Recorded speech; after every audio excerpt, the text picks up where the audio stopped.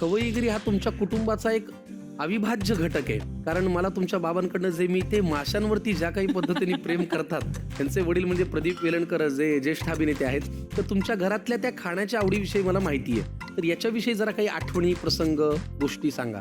आमच्याकडे ना आम्ही सगळे खाणारे असलो तरी प्रत्येकाच्या आवडीनिवडी आहेत. म्हणजे खरं तर आजोबांपासनं आमच्या घरात फिश हे जास्त म्हणजे ते स्वतः बनवायचे. आणि ते याच क्षेत्रात होते, म्हणजे चित्रपट क्षेत्रात होते आणि नंतर एअर इंडियामध्ये होते. त्यामुळे त्यांनी खूप फिरले आणि त्यामुळे सगळ्या पद्धतीचं खाणं खायचे ते.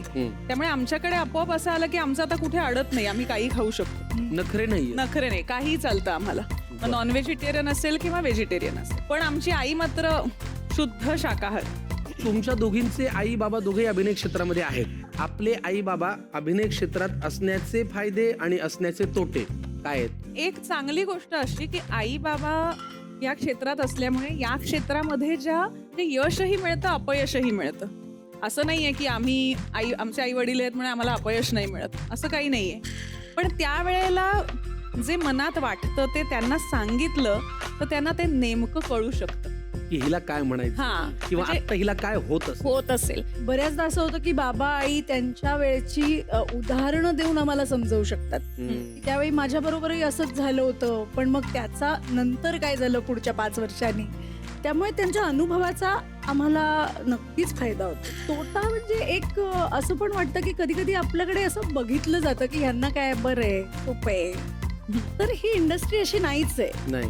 टॅलेंट असल्याशिवाय तुम्ही त्याच्यात उभं राहू शकत नाही किंवा टिकू शकत नाही. बरोबर. त्यामुळे फार फार तर सुरुवातीची मदत एखाद्याला होऊ शकते, पण नंतर तुम्हाला ते करावंच लागतं आणि तुम्हाला ते प्रूव्ह करावंच लागतं. आपले बाबा स्वतः ऍक्टर असले की ते आपलं कौतुक करत नाहीत फार. तुमच्या बाबतीत काय, तुम्हाला ही संधी मिळाली त्यांच्याकडनं कौतुक करून घेण्याची का नाही? नाही, आमचे बाबा खूप कौतुक करतात. हो का? हो, आता तर सोशल मीडियावर उघड करतात.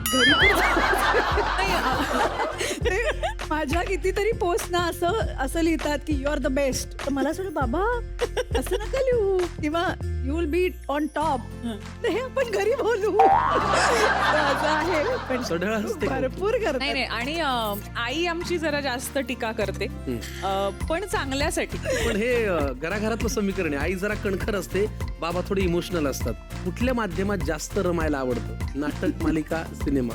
नाही, मी 2ही सांगू शकते. एक नाही त्यातलं मी निवडू शकत, पण नाटक आणि चित्रपट. छान. तुम्हाला काय जवळचं? माझ्यासाठी मला 3ही माध्यम आवडतात. पिंड जो आहे तो माझा डिरेक्टरचा आहे. अच्छा. त्यामुळे मला चित्रपटाविषयी थोडंसं जास्त प्रेम आहे, कारण चित्रपट हे माध्यम दिग्दर्शकाचं असतं. नाटकामध्ये नट ते मारून नेऊ शकतो त्याच्या अख्ख्या बिईंगमुळे, पण फिल्ममध्ये नटही काही करू शकत नाही जो चांगला डिरेक्टर नसेल. तो चित्रपटाकडे माझा थोडा कल जास्त आहे.